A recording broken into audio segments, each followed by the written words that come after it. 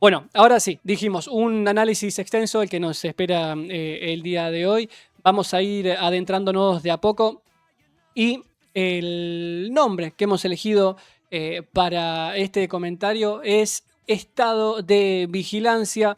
No es una casualidad, no es azaroso el nombre de este informe, porque en la última semana, o las últimas semanas, mejor dicho, han acontecido una cantidad de sucesos que por lo menos nosotros elegimos el día de hoy traerlo a este comentario, a este análisis, porque es ir alertando, advirtiendo y volviendo a repasar una cantidad de medidas políticas que se van tomando desde la gestión nacional, encabezada por Milei, Villarroel, Caputo, Bullrich, aunque ahora esté en otro rol legislativo, bueno, ahora con su heredera Alejandra Monteoliva. Algunos de los sucesos que que han ido ocurriendo estas últimas semanas tienen que ver con tres, uno bastante gracioso que lo vamos a presentar para hacer la cosa un poquito más descontracturada, pero es nuestro puntapié inicial. Y dos que tienen que ver con señalar las estructuras de poder que están impulsando un modelo de videovigilancia masiva. Amnistía Internacional la última semana sacó un informe alertando, casi preocupados, se podía leer en el tono de este informe, un informe nombrado precisamente estado de vigilancia, disculpen, bueno, las prácticas, las políticas de seguridad que tiene la Argentina. Y otro suceso que reúne al círculo de poder tiene que ver con el último AmCham que hubo aquí en Argentina en Puerto Madero, que reunió a celebridades, a personalidades, mejor dicho, del mundo empresarial, del mundo político. Pero la particularidad, y ya vamos adelantando un poquito, es que quien abrió el AmCham fue el embajador estadounidense Peter Lamelas, frente también a la presencia de algunos gobernadores. Bueno, de todo esto, que parecen piezas aisladas, que tal vez transitan por índices temáticos distintos, bueno, los traemos acá para ir uniendo partes, para ir uniendo las piezas de este gran rompecabezas que tiene como resultado hoy, por ejemplo, a Peter Thiel viviendo muy tranqui, muy pancho en Argentina. Decimos, hablando de Peter Thiel, alguna de las joyitas, y de esta manera nos vamos ya a nuestro primer video, que alguna de las joyitas que ha dejado la última semana ha sido una manifestación de personas vestidas de Gandalf, ¿sí? El icónico personaje del Señor de los Anillos. Bueno, ¿qué hay detrás de un poco de todo esto? Bueno, todos recordaremos, si no brevemente, Peter Thiel, el magnate que impulsa la videovigilancia en el mundo con su sistema Palantir. Palantir, ¿no? Un elemento en toda la cuestión de la narrativa del Señor de los Anillos. Ya el muchacho dijo, soy fanático del Señor de los Anillos, me ha inspirado muchas cosas. Bueno, las últimas semanas nos han dejado esta postal de Gandalf protestando en la casa de Peter Thiel. Vamos a verlo y luego analizamos cuál es el trasfondo que hay detrás de todo esto.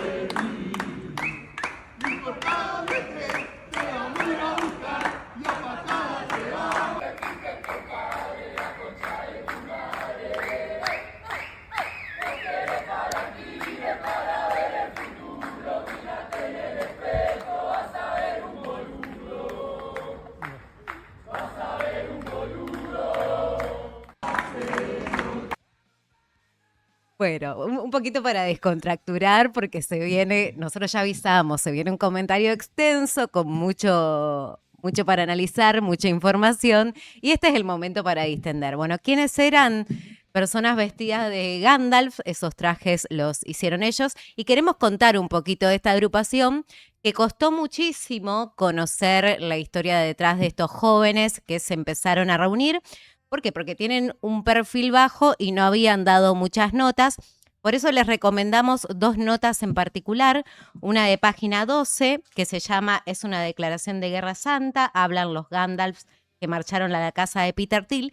Y por otro lado, una crónica muy clara de revista Anfibia que también habla de este grupo, que en un principio se hacían llamar los Gandalf del Sur, pero que ahora ya se reconocen como Jihad contra las corporaciones de la distracción.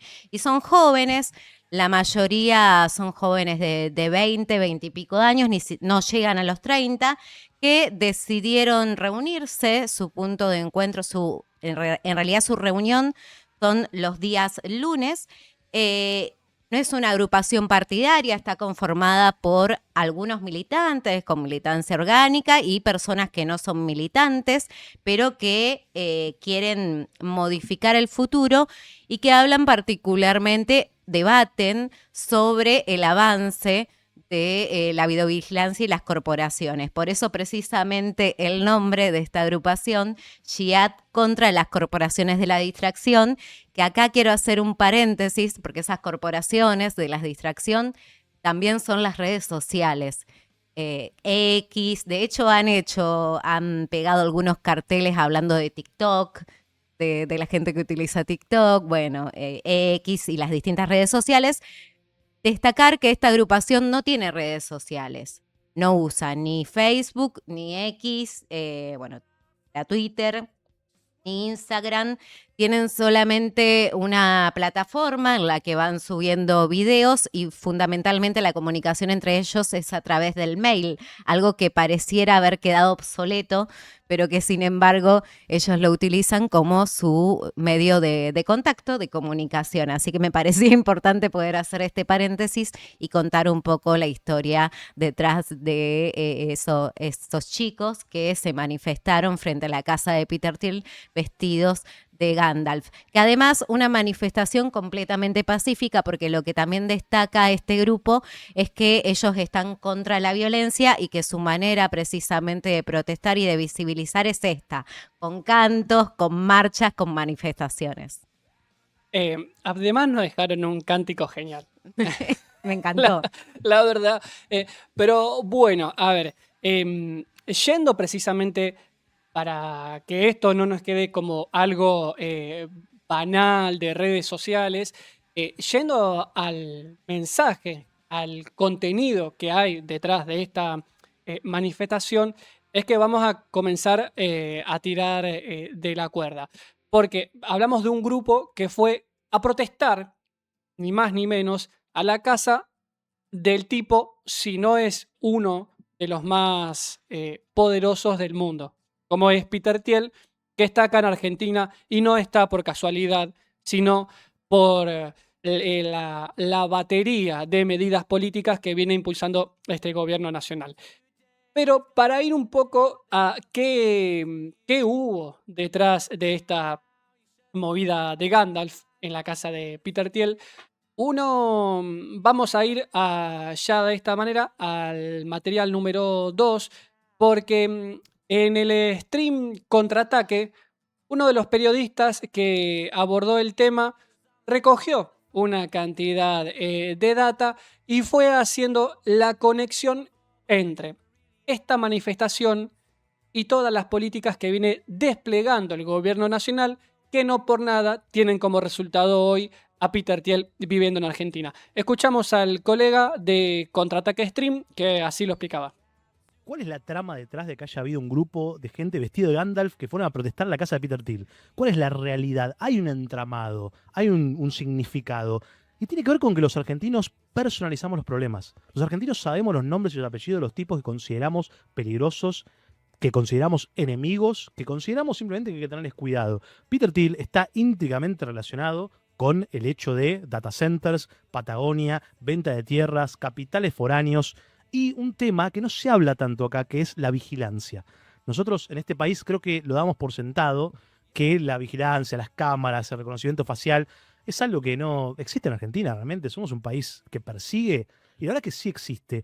Pero quiero compararlo con algo muy puntual que está pasando en Estados Unidos en este momento, que es algo que se llama Flock Cámaras. Las cámaras Flock son de una empresa de tecnología muy importante que en los últimos 4 años pasaron de tener casi ninguna a más de 120.000 en todo el territorio americano. ¿Qué es lo que hacen? Empezaron para registrar patentes, cosa que existe en casi cualquier municipio de Gran Buenos Aires. No estamos hablando solamente de Capital Federal. Los Anillos registra patentes. Cuando vos entrás, salís de un municipio, te guardan el horario en el que ingresaste con tu auto y son una gran forma de poder detectar autos robados también, y funciona. Esas cámaras Flock empezaron como eso y ahora son reconocimiento facial, tracking de personas, no solamente criminales, de cualquier persona. Quien explicaba claramente y hacía la comparación de la situación de Argentina con la situación en Estados Unidos a partir de esta Flock cámara.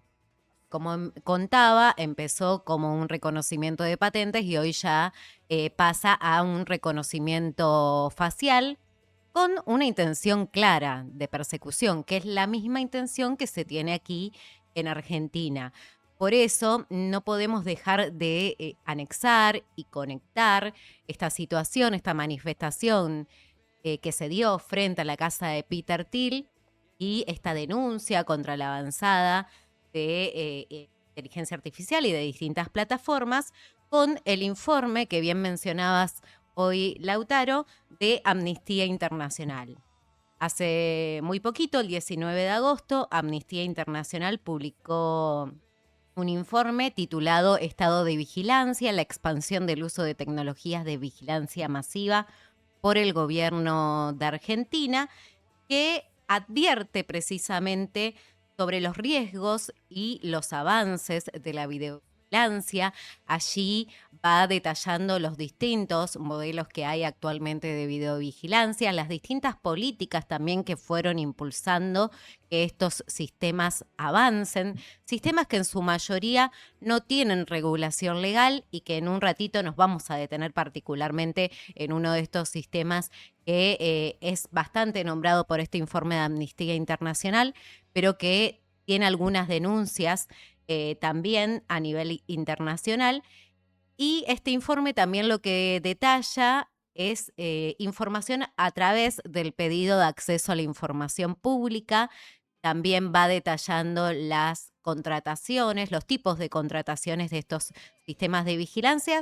Les recomendamos que puedan buscar el informe completo, que lo lean. Aquí trajimos, por una cuestión de tiempo, algunos extractos y ya te pido, Sofi, la primera imagen de este largo informe que habla del contexto.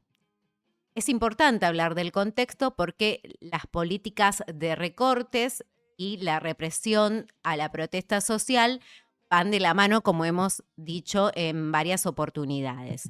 Detalla el informe: entre diciembre de 2023 y diciembre de 2025, el gobierno argentino implementó una gran cantidad de reformas en las áreas de seguridad e inteligencia y expandió el uso de tecnologías de vigilancia en el marco de los primeros 2 años de gestión de Javier Milei y de la Alianza La Libertad Avanza. Continúa: la vigilancia tiene un rol central en la agenda de gobierno. Ya desde su plataforma electoral, el oficialismo planteaba el uso de herramientas como bases de datos vinculadas a reconocimiento facial y una mayor inversión en tecnologías para seguridad. Estos compromisos públicos se tradujeron en reformas del sistema de seguridad e inteligencia, junto con la implementación de nuevas prácticas como la creación de bases de datos de manifestantes, no nos podemos olvidar de esto, la vigilancia de redes sociales, el uso de reconocimiento facial, drones y cámaras móviles. Y esto también lo detallamos porque en cada una de las manifestaciones e incluso luego de las movilizaciones se han visto drones circulando por la zona que, bueno, luego reproducen esos reconocimientos faciales. Esta primer placa que nosotros traemos aquí lo que hace es narrar el contexto en el que se da esta avanzada de plataformas de reconocimiento que toman datos y de reconocimiento facial. Y te pido, Sofi, ya que pasemos a la segunda. El informe, como decíamos, es mucho más amplio. Luego, lo que hace Amnistía Internacional es hablar precisamente de la adquisición de estas tecnologías de vigilancia y da datos muy interesantes. Dice, entre 2024 y 2025, el Ministerio de Seguridad Nacional avanzó en la adquisición de tecnologías de vigilancia por un monto, presten atención acá, de al menos 1,2 millones de dólares. Y esto es imposible no anexarlo al contexto, porque en un contexto donde el gobierno te dice que hay que recortar, y recortan áreas sensibles como salud, como salarios, jubilaciones, ciencia, tecnología. Mientras tanto, para la vigilancia sí tienen presupuesto. Y bueno, acá lo detalla claramente Amnistía Internacional. En la adquisición de estas tecnologías de vigilancia se realizó por un monto de al menos 1,2 millones de dólares. Las contrataciones relevadas muestran una inversión sostenida en herramientas orientadas al monitoreo de fuentes abiertas, el reconocimiento facial y la vigilancia aérea en un contexto de ajuste económico y sin información suficiente sobre controles, evaluaciones de impacto o salvaguardas para los derechos humanos, más allá, dice, de información mínima sobre contrataciones públicas, porque este es otro punto a detallar. Mientras se siguen comprando estas tecnologías, mientras se sigue invirtiendo en estas tecnologías de videovigilancia, no se da ninguna información sobre los controles y evaluaciones del impacto que van a tener este tipo de tecnologías. Eso lo dejaron de lado para Todo muy transparente, demasiado. muy claro. Bueno, continúa adquisición de tecnologías, como bien decías, ¿no? Adquisición de drones, estaciones terrestres, con capacidades de seguimiento, cámaras térmicas, transmisión en tiempo real. Bueno, si lo pueden seguir al informe, lo pueden ver, buscan así. Es un informe no muy extenso, unas 67 páginas creo, más introducción y demás. Tendrán unas 60 o 50 y pico de páginas para leer, pero es bastante completo y hace algo que creo que todos los periodistas rogamos, que es que sistematiza información. Hay una cantidad de datos que están bien elaborados, que están bien presentados. Pero bueno, Noé, cuando hablamos de videovigilancia, tenemos que hablar de todo. Vos decías el ajuste, pero todo el efecto que esto produce. Una videovigilancia que, en este caso, está orientado a un modelo de seguridad represiva y cuál es la consecuencia y lo que este tipo de programas busca hacer, ¿no? Lugar a dudas. Y esto también lo detalla el informe de Amnistía Internacional. Ya te pido, Sofi, la tercera imagen, que tiene que ver con el efecto inhibidor de la vigilancia, que genera, bueno, que las personas, los manifestantes tengan miedo de ser vigilados y dejen de manifestarse, dejen de mostrar su descontento. Y en este sentido detalla el efecto inhibidor de la vigilancia. El informe identifica que el despliegue de políticas y tecnologías de vigilancia en Argentina tiene impactos directos en derechos humanos y también produce efectos indirectos significativos sobre el ejercicio de derechos humanos a través de lo que es conocido precisamente como efecto inhibidor. Este fenómeno se manifiesta cuando la mera percepción de estar siendo vigilado modifica las conductas de las personas, limitando su participación en el ejercicio de sus derechos humanos, incluyendo los derechos de libertad de expresión, asociación y reunión pacífica. Y lo que detalla el informe es que se realizó a partir de entrevistas a 21 personas de distintos perfiles, entre ellos periodistas, activistas, personas jubiladas, jóvenes y defensores de los derechos humanos, y de esta manera el informe concluye que hay una percepción generalizada de la vigilancia estatal, tanto en el espacio físico como en el entorno digital. Esta percepción se vincula con la presencia visible de tecnologías precisamente como drones y cámara. Y uno cuando lee esto y uno cuando analiza cada uno de estos avances, las cámaras, los drones en las manifestaciones, yo por lo menos no puedo dejar de pensar en el libro 1984 de George Orwell, donde precisamente se sabían vigilados y las conductas de cada una de las personas y allí estaban supeditadas a esa vigilancia. Y es un poco este efecto inhibidor que narra acá el informe de Amnistía Internacional, que uno va a pensar antes de ir a alguna manifestación, o por ejemplo lo vemos mucho en las redes, que a veces en las redes hay personas que no se animan a hacer alguna publicación porque saben que detrás va a haber una persecución. Entonces ese es el efecto inhibidor que bien narra hoy este informe de Amnistía Internacional. Esto, si hay algún chico, chica, estudiante que nos esté escuchando, ya miren, les hago una pequeña relación si les sirve para alguna tarea.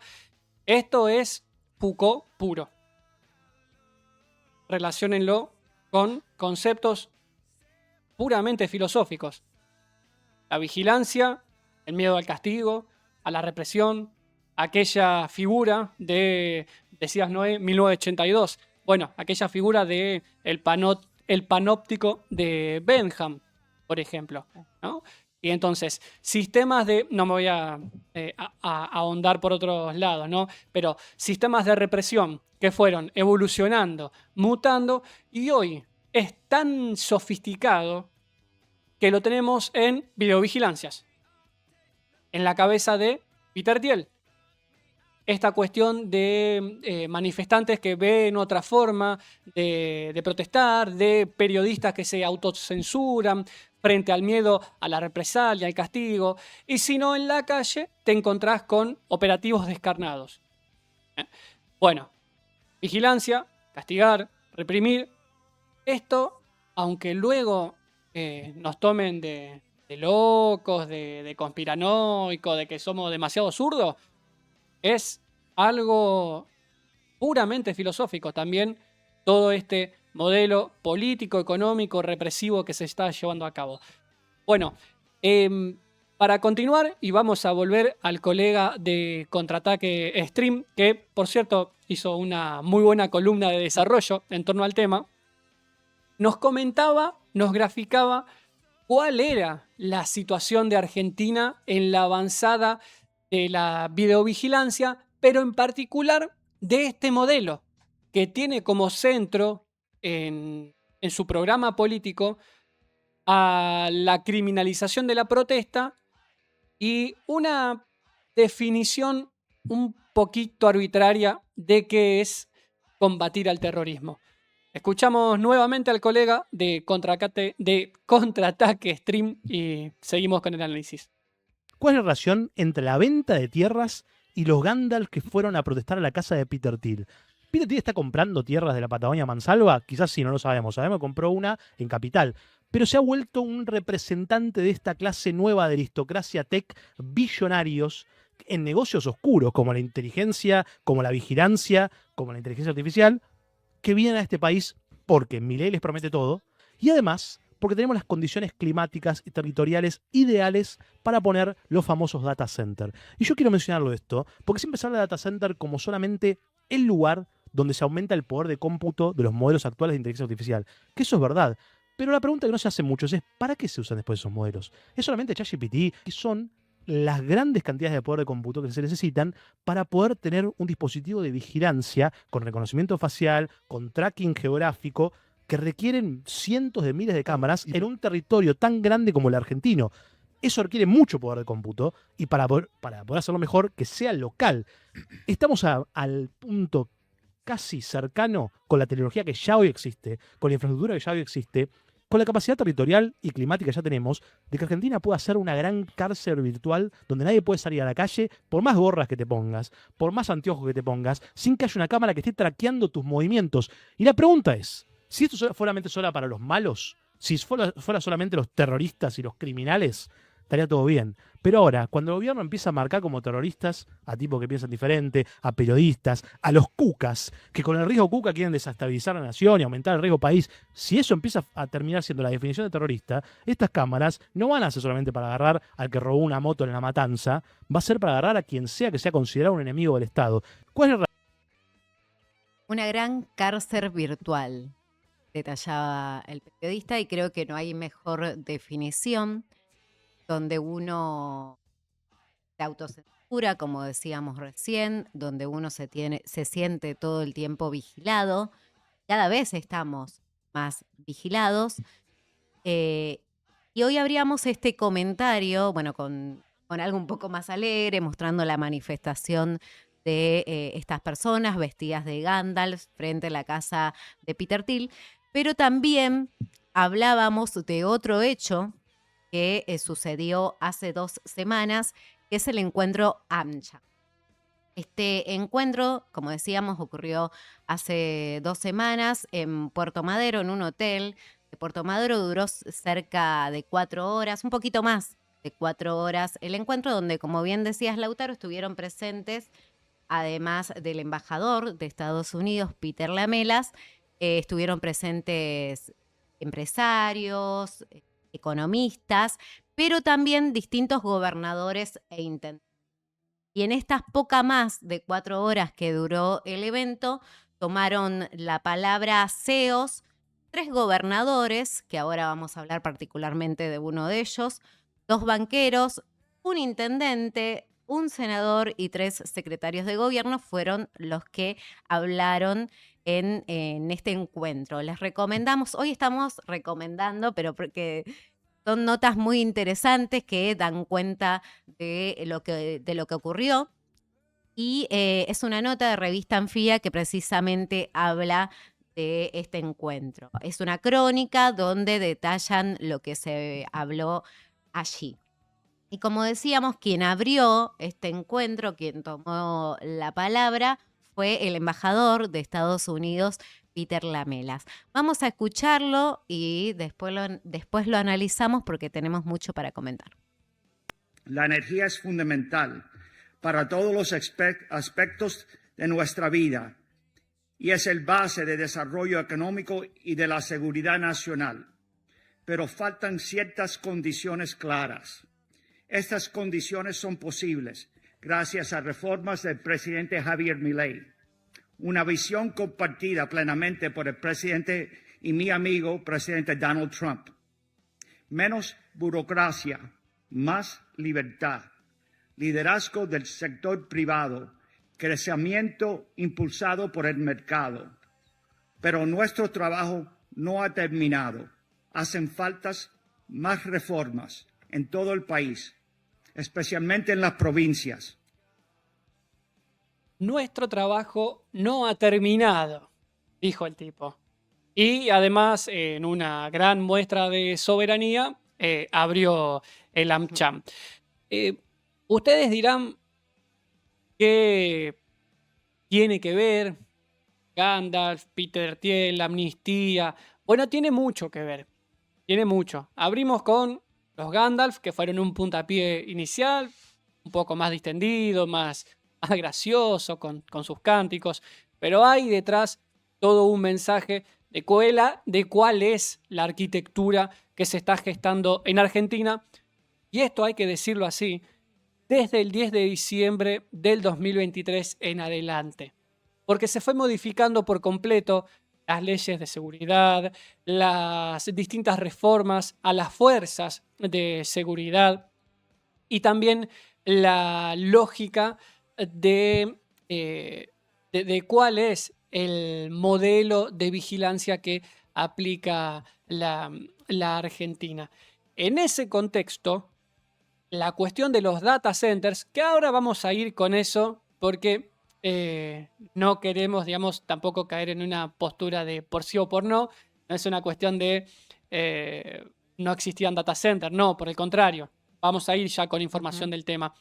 Pero la cuestión está en, como decía el colega de Contraataque Stream, Argentina poniendo su gran territorio que tiene, la enorme cantidad de recursos naturales y materiales al servicio de un sistema de videovigilancia para avanzar contra la criminalización de la protesta, para avanzar contra en infundir miedo hacia dirigentes opositores, hacia la misma población, y todo esto mientras hay un brutal ajuste económico en áreas sensibles y una brutal transferencia de recursos, de ingresos de un sector a otro. Por eso volvemos con nuestra frase de cabecera de que a cada modelo económico le corresponde un determinado modelo de seguridad.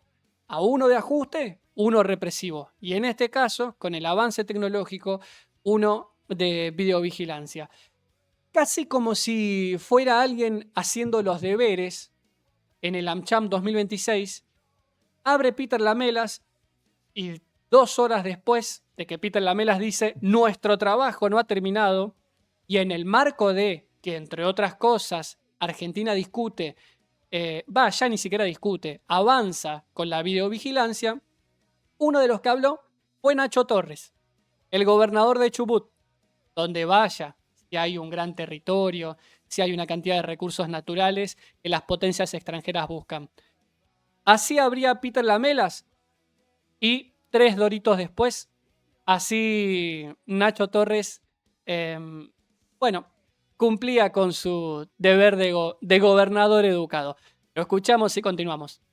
Estos data centers es una industria electrointensiva que crece exponencialmente, la demanda de energía crece exponencialmente y tenemos la responsabilidad de ayornarnos, de entender que tenemos que agilizar cualquier proceso burocrático para hacer punta en la posibilidad de tener inversiones muy importantes que generan incertidumbre porque muchos no entienden en qué consiste.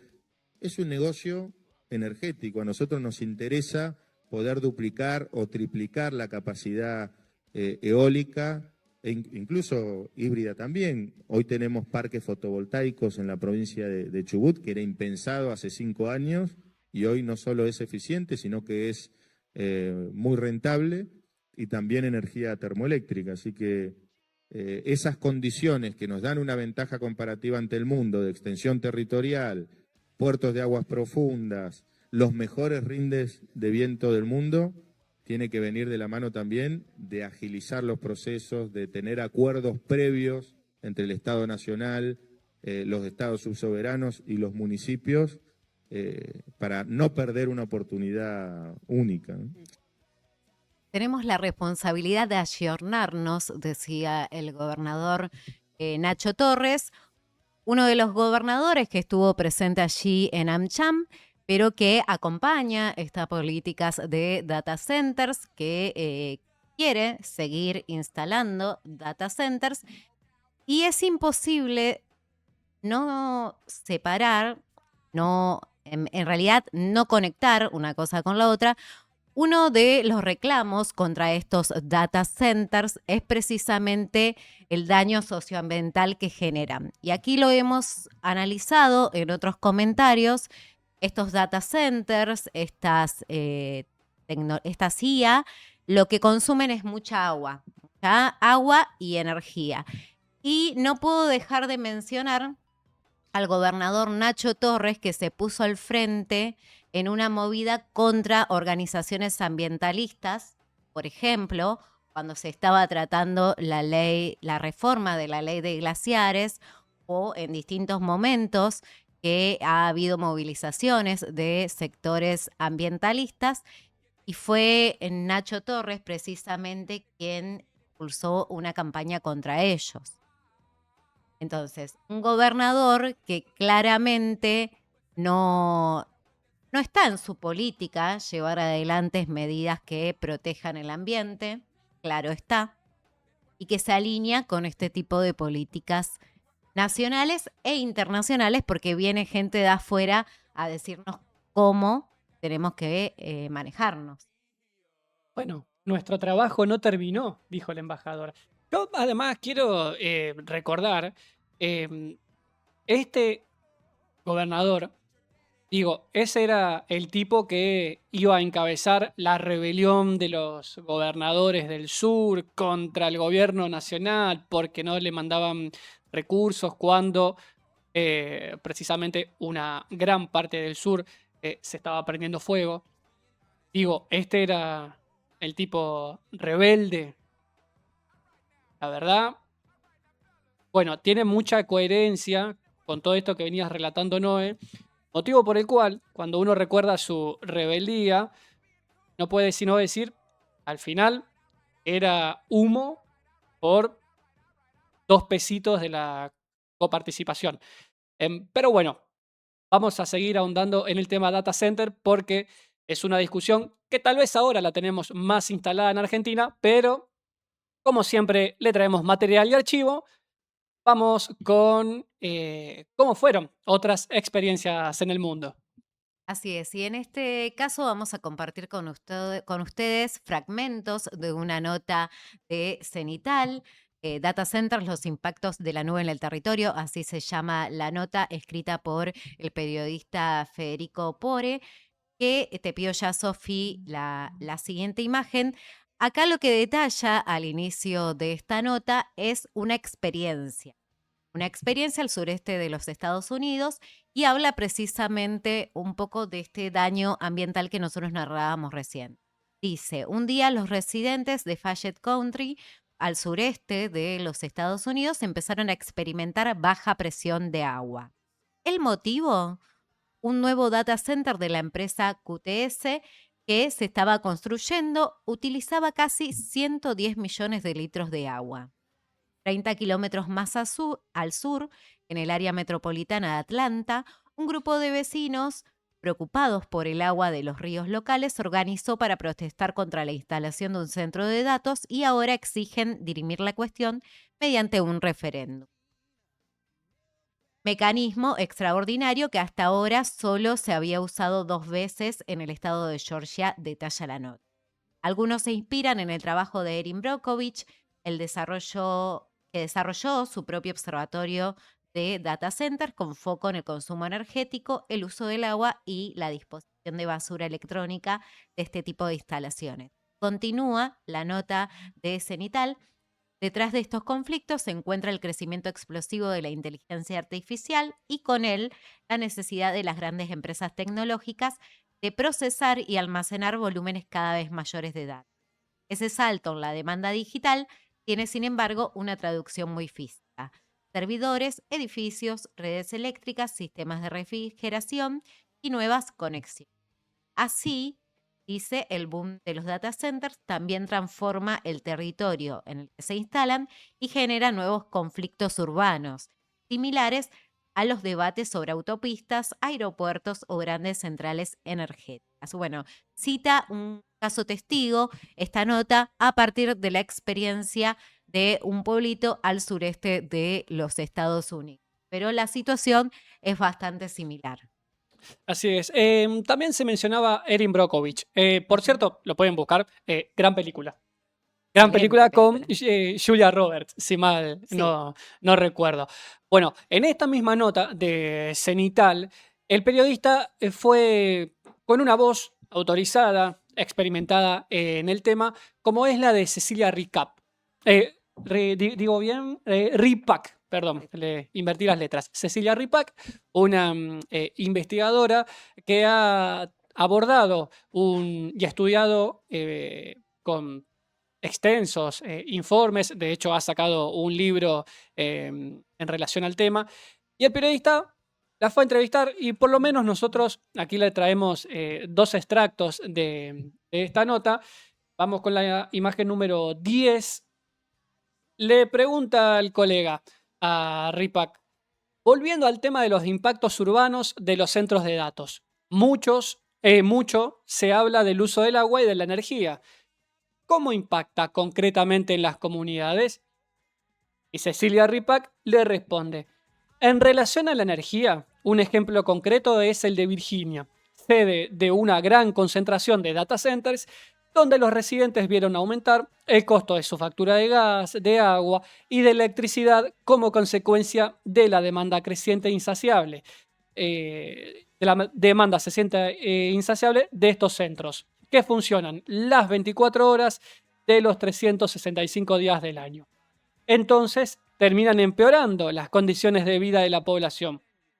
De hecho, no es solo que el agua y la energía eléctrica se vuelvan más caras. Termina habiendo menos oportunidades de trabajo porque a medida que estos centros van consumiendo más y más, quedan menos recursos para el resto de las posibles industrias. Pasamos a la siguiente plaquita rápidamente, pero en relación a esto que decía Cecilia Ripac, uno piensa, tarifazo, privatización de los servicios, baja del empleo, precarización del empleo, y siempre está el chamullo y el latiguillo de ahora viene un capital que va a crear trabajo. Bueno, esto nos está demostrando todo lo contrario. Y también si uno se fija cuáles son los servicios afectados, uno no puede sino imaginar en las gestiones amigueras que hay del gobierno nacional para con una cantidad de gente que mete en áreas claves, en gas, en agua, en electricidad, en gente que te hace saltar la factura a montos impagables. Entonces mirá si no está todo relacionado con este marco de privatización y precarización del empleo. Bueno, seguimos con la siguiente plaquita. Otra de las preguntas que le hacía el colega es, pero la respuesta, imagino, tampoco puede ser no tener ningún centro de datos, data center.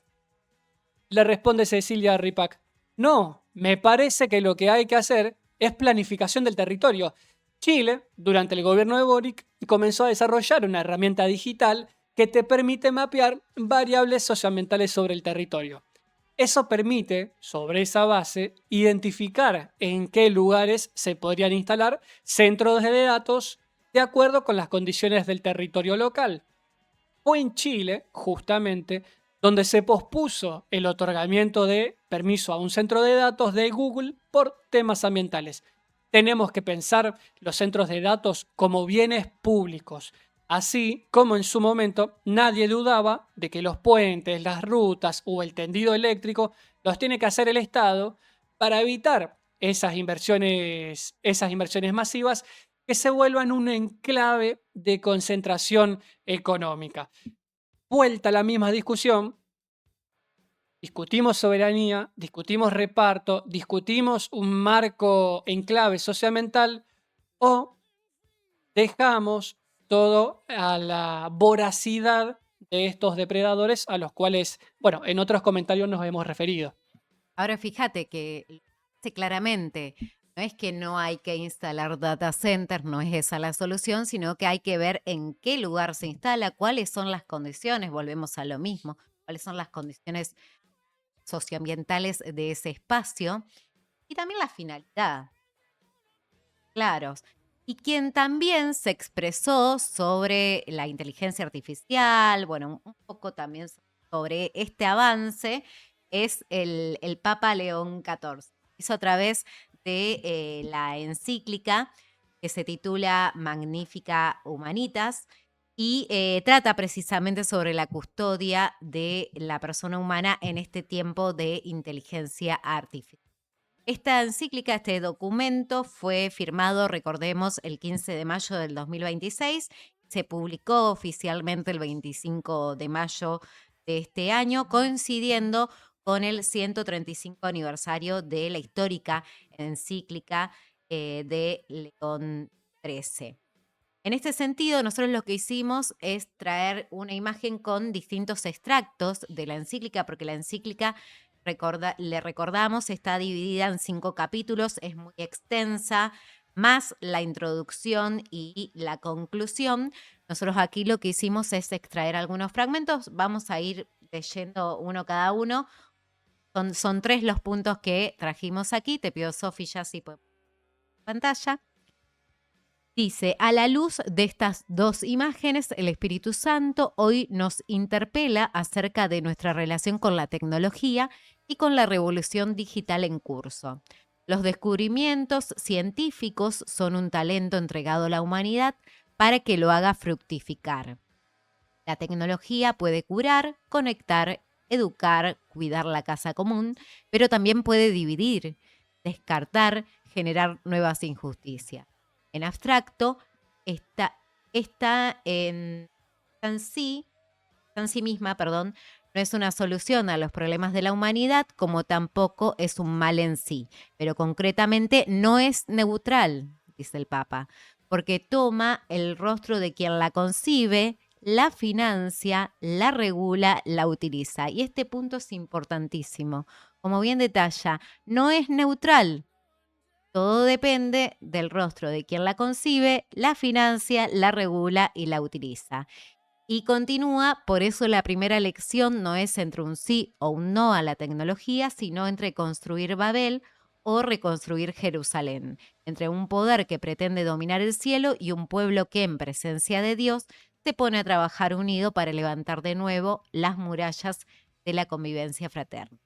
Bueno, vamos con el siguiente punto. Traemos esto como material del día de hoy porque así como en su momento hubo una encíclica histórica que refería precisamente al avance de la industria, del mundo del trabajo, bueno, hoy en día la inteligencia artificial es lo que nos está atravesando. Y traemos una encíclica, puntos que no lo dice Noelia Castañeda o Lautaro Ruiz.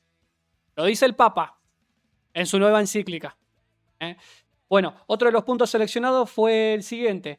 En este contexto, los estados y las instituciones supranacionales están llamadas a garantizar reglas justas y mecanismos de protección eficaces, todo lo que no hace el gobierno nacional, para que las comunidades locales, cuerpos intermedios, escuelas, universidades, así como realidades eclesiales y asociativas, puedan tener voz y contribuir al discernimiento de las decisiones que inciden en la vida de las personas. Trabajo, acceso a servicios, gestión de datos, ambientes digitales. En las decisiones que se refieren a flujos económicos, plataformas digitales, gestión de datos y algoritmos, no se puede dejar que pocos actores por sí solos orienten los procesos, sino que es necesario construir formas de cooperación que respeten los diversos niveles de la comunidad mundial y los hagan corresponsables del bien común. Vuelta. No hay redes o medios neutrales. Así que hay que trabajar para que esto no sea descarte, injusticia y persecución. Exacto. Y un tercer punto que remarcamos de esta encíclica dice, en este tiempo la justicia social debe confrontarse también con el ambiente creado por las tecnologías digitales. La difusión de redes globales, plataformas y sistemas de IA cambia el modo de informarse, de comunicar y de acceder a los servicios. La justicia exige que se impida el surgimiento de nuevas formas de exclusión y privación de la libertad. Personas y pueblos a los que se les niega o dificulta el acceso a las tecnologías básicas. Comunidades expuestas a vigilancia invasiva y grupos sociales perjudicados por algoritmos opacos que reproducen prejuicios y discriminaciones. Un orden social justo en la era digital es aquel que garantiza a todos un acceso igualitario a las oportunidades. Protege a los más pequeños y a los más frágiles. Se opone al odio y a la desinformación y somete a control público el uso de los datos y de las tecnologías de modo que el criterio no sea solo el beneficio, sino la dignidad de cada persona y el bien de los pueblos. Bueno, como decíamos, acá extrajimos solamente algunos fragmentos de esta encíclica, que es mucho más completa, que como decíamos, tiene 5 capítulos, bueno, la introducción y la conclusión, pero que habla muchísimo de este avance de la inteligencia artificial y me quedé pensando en la opacidad precisamente de la IA, que es algo que detalla muy claramente y que lo hemos traído también a colación aquí el periodista Nicolás Lantos, cuando habla que el problema precisamente es la opacidad de esas tecnologías. Y hablando de esto, en el informe de Amnistía Internacional se detalla empresas, software a los cuales la Argentina, la gestión de Javier Milei, recurrió para ir montando todo este sistema de videovigilancia. Y una de las empresas a las cuales recurrió es Clearview Eye. Y fuimos a buscar un poco qué es de la vida de esta empresa, que el informe de Amnistía señala que en el mundo ha tenido complicaciones porque tiene poca base legal. Vamos de esta manera a la plaquita número 13. Esto lo sacamos de la página de la organización Privacy International. Fue una organización que realizó una demanda en mayo del 2021 contra Clearview Eye, precisamente por el tipo de práctica que llevó a cabo en Reino Unido, en Francia. También esta empresa tuvo denuncias similares por el tema de cómo manejaba datos personales en Grecia, en Austria. Pero bueno, traemos, por ejemplo, repito, sacado de la página de la organización Privacy International, cuáles eran los fundamentos por el cual se denunciaba a Clearview Eye. Bueno, algunos de los puntos, lo que señalaban era: el reglamento de la Unión Europea se aplica a la recopilación y procesamiento biométrico de rostros encontrados en línea por parte de Clearview, ya que estos consisten en el procesamiento masivo de datos personales. Clearview procesa tanto datos personales normales como datos de categorías especiales. Clearview no tiene base legal para recopilar y procesar ninguno de estos datos. No obtiene el consentimiento de los interesados y tales prácticas no pueden considerarse amparadas por intereses legítimos. Además, el tratamiento de datos de categorías especiales no puede considerarse como datos que hayan sido manifiestamente hechos públicos por el interesado. Otro punto: Clearview contraviene varios principios de, el Reglamento General de la Protección de Datos de la Unión Europea, incluidos el principio de transparencia. Y un último punto de la fundamentación de esta denuncia es que el uso de la herramienta de Clearview por parte de las fuerzas del orden no cumplen las condiciones para el procesamiento policial exigidas por la directiva, tanto relativa a tal ley. Continúa: el uso de una base de datos de reconocimiento facial tan invasiva y de desarrollo privado que permite a las fuerzas del orden obtener información de redes sociales no se basaría en la ley, ni sería necesario, ni proporcionado. Y ahora vamos a ver precisamente todo este punto que fundamentaba una denuncia. Exactamente todo lo contrario hizo la gestión nacional para volverlo legislación. Es decir, fuimos a buscar a la peor empresa que cometía ilegalidades con los datos personales, y esa ilegalidad, la gestión de Javier Milei, la volvió legislación. Vamos de esta manera a la siguiente plaquita para entender cómo fue avanzando todo este proceso. Así es. Y tenemos allí un detalle, armamos un detalle de todas las políticas que se fueron implementando cronológicamente. Y no podemos dejar de mencionar, abrimos por supuesto esta imagen con el protocolo anti-piquete. A partir de la resolución 943/2023 del 14 de diciembre del año 2023. Cuando apenas asumía el gobierno de la Libertad Avanza. Es importante ir tomando dimensión de los momentos en los que se implementaron cada una de estas políticas. Protocolo antipiquete, como decíamos, 14 de diciembre de 2023. Luego se conoce la restitución de la CIDE a través del DNU. De un DNU, el DNU 614/2024.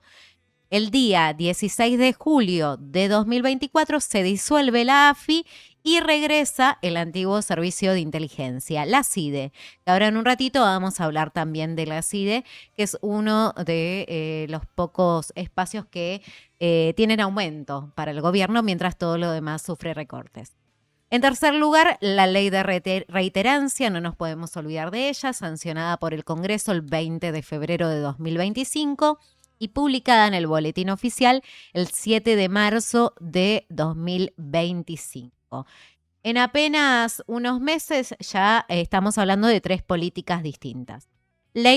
Distintas y relacionadas a la vez. Ley antimafia, sancionada el 20 de febrero de 2025 y promulgada el 10 de marzo de 2025. Las mencionamos por arriba porque hemos hablado en distintas oportunidades aquí en el programa de lo que implica cada una de ellas. Luego, la resolución 428/2024 del 28 de mayo del 2024, el Ministerio de Seguridad habilitó allí a las fuerzas federales a realizar tareas preventivas en sitios web de acceso públicos y fuentes abiertas. Luego viene el decreto 383/2025 de junio del 2025 que incorpora el ciberpatrullaje en redes abiertas como una facultad dentro de la reforma de la Policía Federal Argentina. Ciberpatrullaje tenemos entonces aquí. Nos vamos unos meses más adelante, en octubre de 2025, se publica el decreto 717/2025 que crea el Centro Nacional Antiterrorista que comenzó a operar en junio de 2026 con asistencia del FBI. Luego tenemos la modificación de la Ley de Defensa por decreto, permitió la colaboración de Fuerzas Armadas en seguridad interior, ciberacoso e IA. Finalmente, no podemos dejar de mencionar el DNU 941/25, que fue emitido a finales del 2025, precisamente el 31 de diciembre, y se publicó el 2 de enero de 2026. Introduce una profunda reforma estructural a la Ley de Inteligencia Nacional, número 25.520, y crea el Centro Nacional de Ciberseguridad. Esto se dio paralelamente con la detención de Maduro en Venezuela y este DNU quedó planchado, por decirlo de alguna manera, porque no generó el debate que hubiera merecido esta política, que es una política completamente regresiva. Y finalmente terminamos en marzo de 2026 con el nuevo Plan de Inteligencia Nacional. Fíjense cada una de estas medidas tomadas desde el gobierno que lo que hace es afianzar esa videovigilancia y en algunos casos a través del acceso a redes.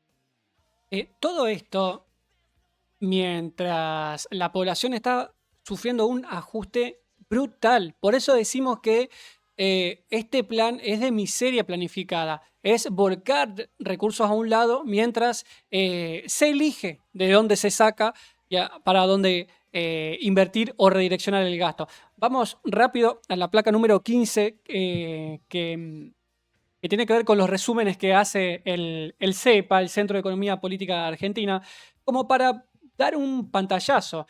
Esto es de marzo del 26, lo que tiene que ver con la ejecución presupuestaria de la administración pública.